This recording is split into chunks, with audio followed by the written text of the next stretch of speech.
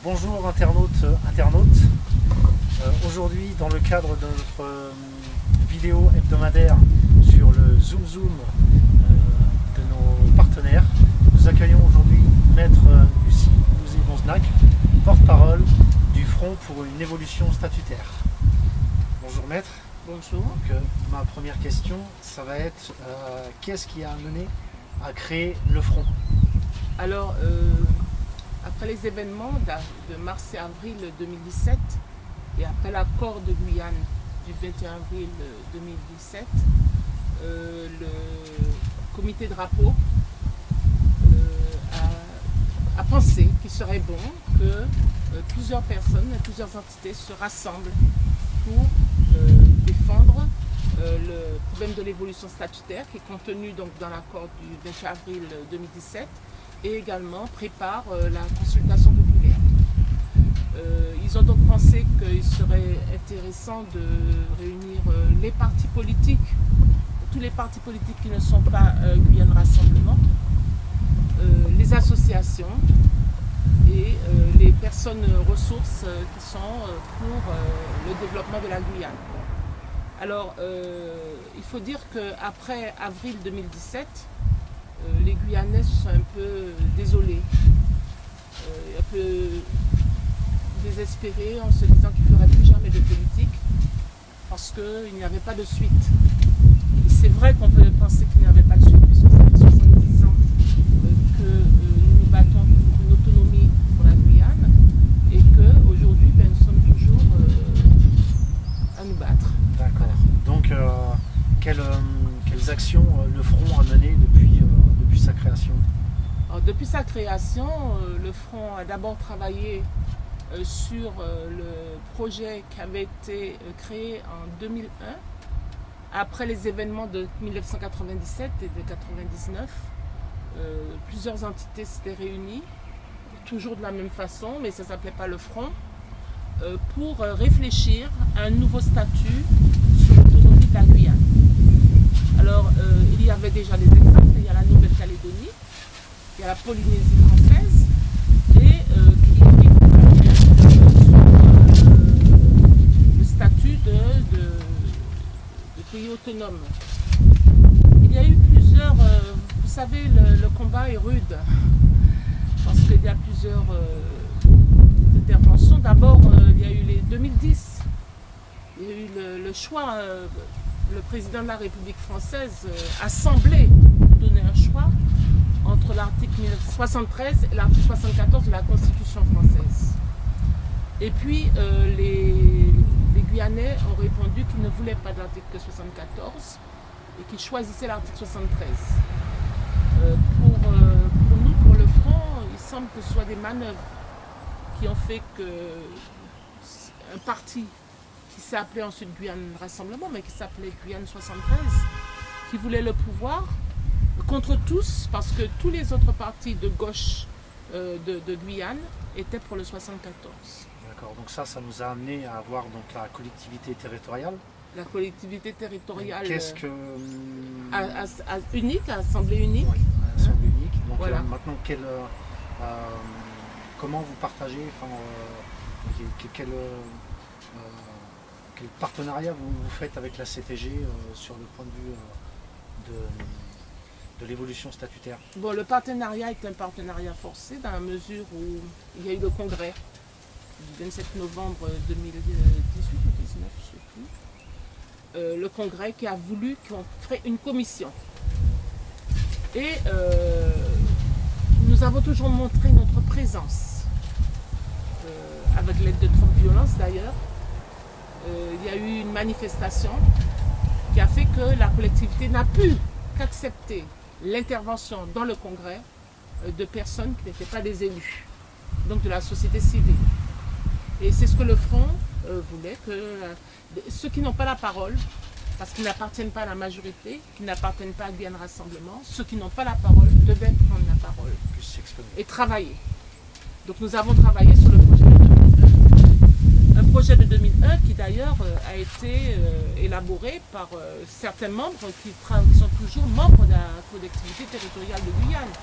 Je peux par exemple citer M. Otinoué, Jocelyn Autinoé, qui a travaillé avec les membres de la Chambre de commerce, avec David Dongenac, avec le MDES en 2001 pour élaborer ce projet de statut. Donc, il a été dit dans la résolution finale qui a été prise par ce congrès qu'on adapterait ce projet de 2001 et qu'on l'adapterait. Et c'est pourquoi il y a eu la création de la commission Projet Guyane, à laquelle devaient participer 33 membres. Donc le front est toujours bien au front, engagé pour qu'on en finisse rapidement. Je pense que ce n'est pas normal que 3 ans après les événements de 2017, ce n'est pas normal qu'aujourd'hui, en 2020, on n'ait pas encore réussi à véritablement mettre un projet Guyane, qui serait le statut de la Guyane, à présenter au gouvernement. Donc là, concrètement, qu'est-ce qu'il reste à faire pour que l'évolution statutaire puisse démarrer? Il reste à faire que tout le monde, puisque c'est un peu incompréhensible. Le 14 janvier 2020, tous les élus de la Guyane se sont mis d'accord pour que ce projet qui avait été présenté par la Commission soit adopté et que ce soit présenté donc au Premier ministre. Ça a été adopté à l'unanimité. Ça a été également remis à l'Assemblée de la collectivité territoriale de Guyane le 27 janvier, qui a également adopté à l'unanimité un statut sui generis. Sui generis, pourquoi? Parce que ce n'est ni 73, ni 74, mais cela va plus loin que le 74. Et il y a eu une résistance quant à la gouvernance. La commission a travaillé, mais je crois qu'ils ont refusé de travailler sur la gouvernance. Et la majorité, ceux qui travaillaient, ont fait passer le projet avec la gouvernance. Alors, il y a un compte Facebook, mais nous sommes allés sur le terrain et nous retournerons sur le terrain. Nous sommes allés dans plusieurs communes. Nous sommes également allés dans plusieurs quartiers, de Matoury, de Cayenne, de Rémier-Montjoly. Nous privilégions le rapport direct avec la population parce que nous voulons que les gens n'aient plus peur. Parce que nous avons peur. Nous avons peur du changement. Et pourtant, ce changement pourrait apporter justement le mieux-être de la population guyanaise. L'autre jour, on a pris l'exemple de la Nouvelle-Calédonie et un des conseillers, le jour de la réunion avec le président, il a bien dit que la Nouvelle-Calédonie avait adopté son nouveau statut pour le développement de ses ressources. Et nous voulons justement développer nos ressources. Nous voulons que chaque Guyanais ait un travail, que chaque Guyanais puisse se déplacer sur toute la Guyane, que chaque Guyanais puisse avoir un morceau de terre où il puisse avoir son petit abatis. Et il y a de la place.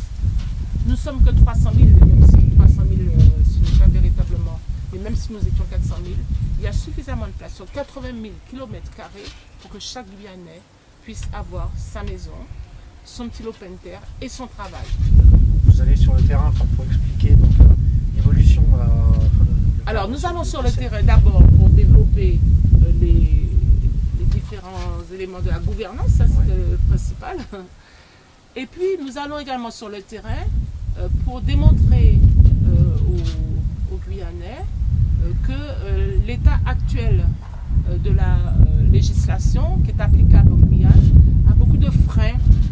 Et c'est pourquoi depuis 1946 on cherche le développement de la Guyane. Vous savez que Justin Cataillé en 1957 a prévu un statut spécial pour la Guyane et que depuis 1957 nous sommes en 2020. Nous n'avons pas encore changé de statut pour pouvoir justement développer avec des compétences nouvelles, des compétences qui ne nous seraient pas données par la France, mais que nous pourrions développer sur place. Depuis 1957, c'est très long. D'accord. Donc aux internautes qui nous écoutent, ceux qui souhaitent, dans la population guyanaise, ceux qui souhaitent apporter un soutien au front, quel fonctionnement, quelle actions peuvent-ils mettre en place ou venir pour apporter un soutien? Le Front c'est une entité qui est très très libre de fonctionnement.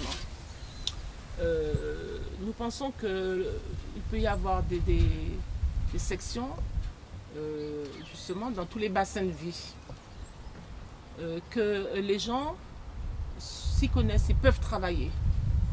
Tout le monde peut travailler. Tout le monde peut persuader son voisin, sa tante, son oncle, sa mère, son père, ses enfants. Donc il suffit de se rapprocher du front et nous allons repartir sur le terrain. Se rapprocher, faire des groupes partout en Guyane, partout où par exemple, nous avons dans le statut, dans la gouvernance du front, nous proposons ce qu'on appelle les districts. Les districts, c'est la Guyane partagée en 5 parties. Et dans ces 5 parties, il y aura des assemblées qui seront non seulement des élus, mais également des gens de la société civile. J'ai entendu M. Labrador, qui fait partie de Guyane 73, ce matin qui a installé son conseil municipal, parler du conseil citoyen. Eh bien, le conseil citoyen devra se faire à l'échelle de toute la Guyane. Il n'est pas normal que ça se fasse seulement dans certaines communes et puis qu'on lance cela comme ça. Ça fait partie de ce qui est important pour l'avenir de la Guyane. Très bien. Merci, Madame Danzenac. Juste avant de finir, oui. Juste avant de finir, concernant le projet en lui-même, juste pour rappeler les étapes à venir, où nous en sommes. Il y a des étapes à venir. Oui, alors les étapes à venir, c'est que il devait y avoir la création d'une commission en principe pour discuter de certains points du projet qui n'auraient pas été acceptés par la collectivité et sa majorité actuelle. Bien que c'est tout à fait paradoxal, parce qu'ils ont adopté quand même le 14 janvier 2020 à l'unanimité le projet. Donc la prochaine étape, eh bien, nous allons demander que ça aille très vite parce que on devait faire la commission ne s'est pas tenue à cause de la crise sanitaire que nous traversons. Et cette commission doit réfléchir sur et donner ses éléments sur la gouvernance, sur le financement du projet et sur les différents la gouvernance, le financement et sur la répartition des pouvoirs sur le territoire de la Guyane. Il appartient, ce n'est pas de notre fait, il appartient au président de la CTG de convoquer toutes les entités, 4 personnes par entité, ce qui devrait faire à peu près 43 membres, pour discuter avec l'appui de ce qu'ils ont appelé une assistance d'ouvrage. C'est-à-dire qu'ils ont lancé un marché pour demander à 2 cabinets d'avocats de faire la maîtrise d'ouvrage pour mettre en forme donc, le projet pour qu'il puisse être présenté au Premier ministre et ensuite qu'il puisse être présenté pour un article de la Constitution. Donc créer avec ce projet une loi organique qui n'intéresserait que la Guyane. C'est pourquoi on parle de statut à la carte et de statut sui generis pour intégrer dans la Constitution française. Donc il est bien clair que ce qu'il est demandé dans ce statut, c'est l'autonomie de la Guyane. Il faut que ce soit très clair pour tout le monde. Voilà. D'accord. Très bien.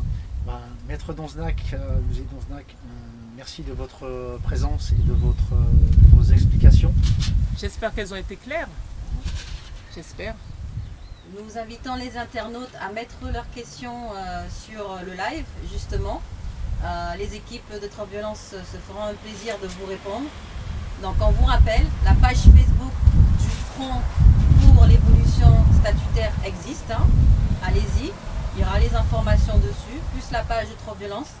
Et on se revoit du coup samedi prochain, vers midi, comme aujourd'hui, avec un autre partenaire. Chaque samedi, nous vous présenterons un partenaire de Trop Violence et sûrement qu'on redonnera la parole au Front pour qu'il nous donne les informations un jour. Donc, l'évolution statutaire, c'est pas perdu, on y est dessus, on y travaille toujours et on attend la réunion organisée par la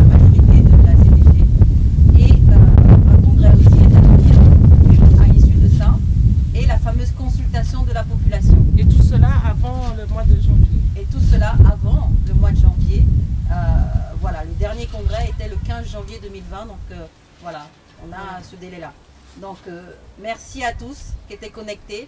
Partagez un maximum ce live afin qu'on puisse informer chaque Guyanais de ce qui se passe dans notre pays. Pour nous et avec nous, nous construisons la Guyane de demain. Voilà.